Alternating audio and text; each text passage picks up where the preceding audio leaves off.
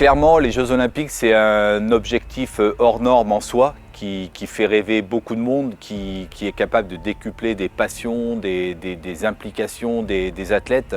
On a un véritable potentiel, une véritable puissance de feu en France. Il y a un véritable engouement, on avance avec une réelle envie d'être présent et de vivre ces Jeux à la maison.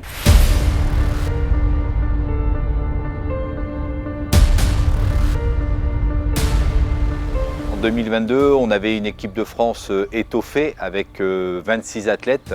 L'ensemble des résultats sportifs est très satisfaisant sur cette saison, puisque si on prend les 5 grands rendez-vous de la voile olympique à l'échelle mondiale, la France finit première nation sur les 4 premiers événements, donc Palma, hier, les Jeux Med et l'ensemble des championnats d'Europe. Et sur l'ensemble des championnats du monde, la France totalise le plus grand nombre de médailles. Bien sûr que 2024, c'est l'objectif ultime, c'est l'objectif de la préparation olympique. Mais c'était très important de marquer notre territoire, de montrer qu'on est présent, de monter en puissance en 2023 et encore plus en 2024 pour avoir un vrai potentiel de médailles dans les 10 séries olympiques pendant les Jeux à Marseille à l'été 2024.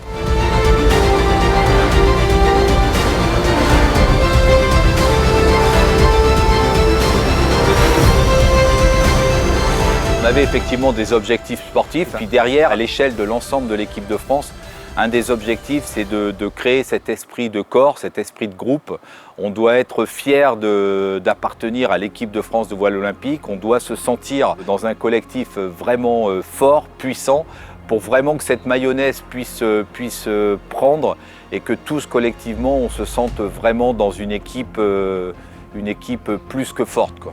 Nous, côté staff, on se doit de créer cet esprit collectif, cet esprit d'équipe qui sera vraiment un point sur lequel on pourra s'appuyer à des moments clés. Mais ceci dit, à l'échelle de l'athlète, ça reste un sport individuel. La performance, il n'y a pas une médaille d'or pour l'ensemble de l'équipe, il y a une médaille d'or pour un athlète.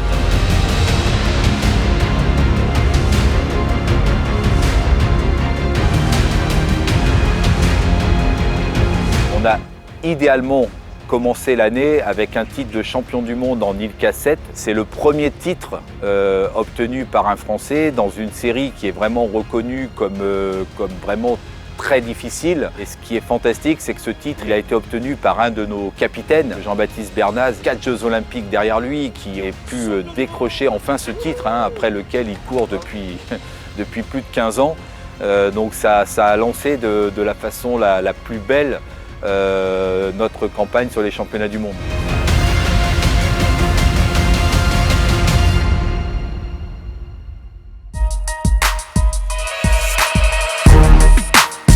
Alors ensuite, on a l'équipe de France de kite qui est rentrée en action. On sait qu'on a des leaders mondiaux. Ils ont répondu présent. Lauriane Nolo, donc chez les filles, a décroché la médaille d'argent. Et chez les garçons, même chose, avec la médaille de bronze d'Axel Mazella. On place quand même 3 Français dans le top 6 mondial. C'est vraiment des résultats très bons. On a une vraie force de frappe avec les équipes de France de kite.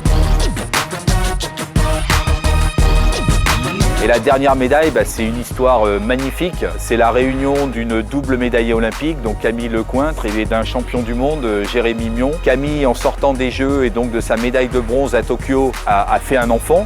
Elle a accouché au printemps, elle s'est reconstruite, elle a recommencé à naviguer dans l'été. Et dès le mois d'octobre, ils sont allés chercher une médaille de bronze sur le championnat du monde. Alors cette médaille de bronze, c'est pas une surprise au vu du potentiel des 2 athlètes. Donc voilà, c'est vrai que cette année, elle s'est finie avec cette magnifique médaille de bronze.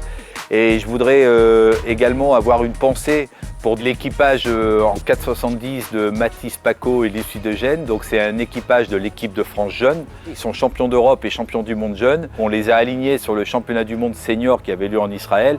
Et ils obtiennent une incroyable 4e place sur les talons donc de l'équipage de Camille et Jérémy. Donc c'est un incroyable exploit.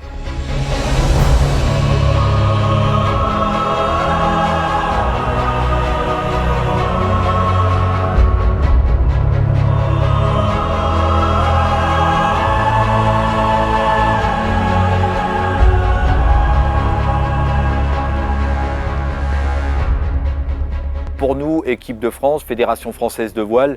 L'événement majeur l'année prochaine, c'est le Test Event à Marseille en 2023. Donc l'équipe de France va être réduite à 16 athlètes.